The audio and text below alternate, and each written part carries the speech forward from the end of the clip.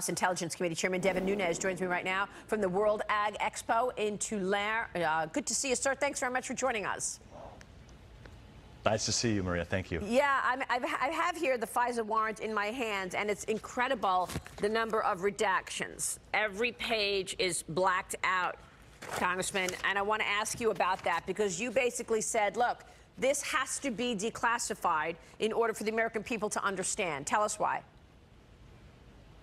Well, it's kind of like Groundhog Day. If you remember a few weeks ago when I was in New York and on your show, we were talking about the heavy redactions that were done to the House Intelligence Committee's report that actually had the information on what Russia was doing in the election.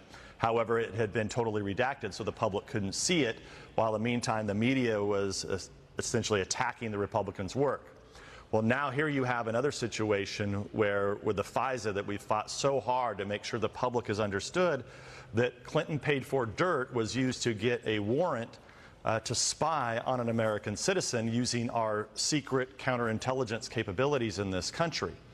So now, if I can't see it, but you held it up, I think roughly 70–75% of that FISA that came out last week that look, and we're glad this came out for the public to see.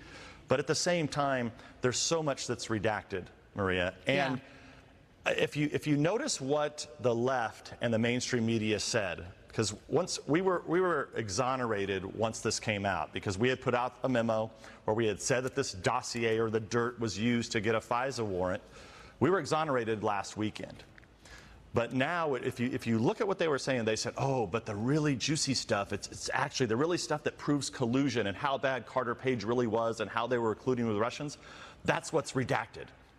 Well, that was kind of the news for 48 hours. But once the left and the media found out that the House Republicans on the Intelligence Committee had asked back in June for the president to declassify up to 20 pages, you hear crickets. You hear nothing. You don't hear them. They don't want that unredacted. They don't want transparency for the American people. So the president has the letter from us.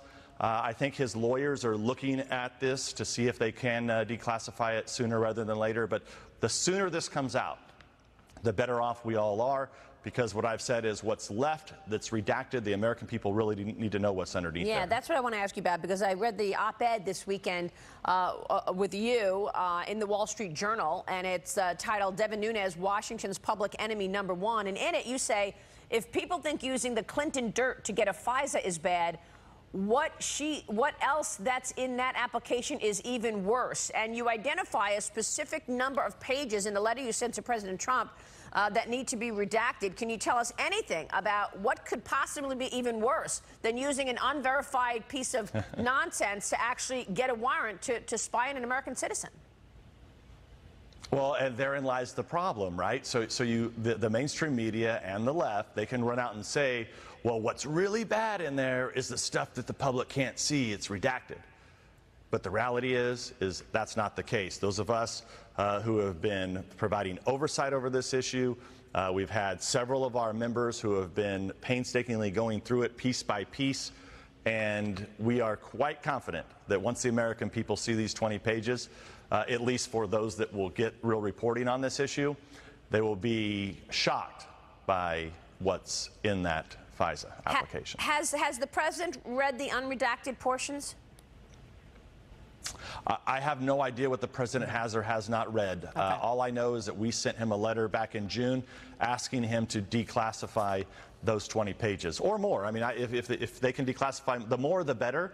But I think the bulk of what we would like to see are 20 pages in the last FISA that was signed by the Deputy Attorney General Rod Rosenstein. You know, it seems that the midterm elections become that much more important. The stakes are so high on these midterm elections. We wouldn't know any of this stuff without your committee and your colleagues at Judiciary and Oversight. We wouldn't know half of the stuff that took place in the 2016 elections. What happens if the House flips and the Democrats take the majority in the House come the midterm elections? Well, that is what I said in the Wall Street Journal interview. Yeah, the Wall Street Journal interview over the weekend, I stated that I am quite confident, because I've seen this game played many times before. There's a stall game going on at DOJ and FBI. They're trying to stall as much as they can, hoping and betting that Republicans would lose the House in the fall. And if that happens, then it shuts down everything. Rod Rosenstein will not be held in contempt. FBI will not be held accountable. All these investigations will shut down. Everything will be buried. And you'll be left with media narratives saying, oh, what the public can't read, what you really can't read, what's blacked out, that's the really bad stuff against Carter Page and the Republicans and the Trump campaign. That's why the sooner the president declassifies this, the better. And I think the American people need to understand how important it's going to be to get out and vote in this election. Well, tell us where your investigation stands right now. Is Rod Rosenstein performing? Do you think his leadership is encouraging them to be upfront and show us justice? Well, what I can tell you is that there was a move late last week to begin impeachment. I think there are grounds for impeachment, and we should hold them accountable. I think Congress has given up way too much power. The way I understand it is that the Judiciary Committee and Oversight Committee got commitments on Friday. I think the Speaker also got commitments, from what I understand, that documents will be provided. So we're short a few documents. We are supposed to see those this week. But in addition to that, interviews/depositions will begin over August. So we will have members of Congress that will be flying back to Washington during August to conduct interviews with very important witnesses that need to be interviewed as it relates to getting to the bottom of this Russiagate scandal. Mr. Chairman, let me switch gears real quick and ask you about what's going on with Twitter and shadow banning. The president tweeted about it. Do you think social media is censoring conservative views and conservative speakers? Yeah, you know what? I had no idea what shadow banning even was. Right. I had absolutely no clue. I had so for several months, people had been contacting me saying that, hey, I tried to find you on Twitter. I couldn't find your account. Why is that? And then you had a report that came out where, in fact, there were 4 people in the House of Representatives and the only 4 politicians in the country, the elected officials that were being, quote unquote, well, they don't call it shadow banning, but effectively we were getting caught up in some type of trap to where people couldn't see our Twitter feed.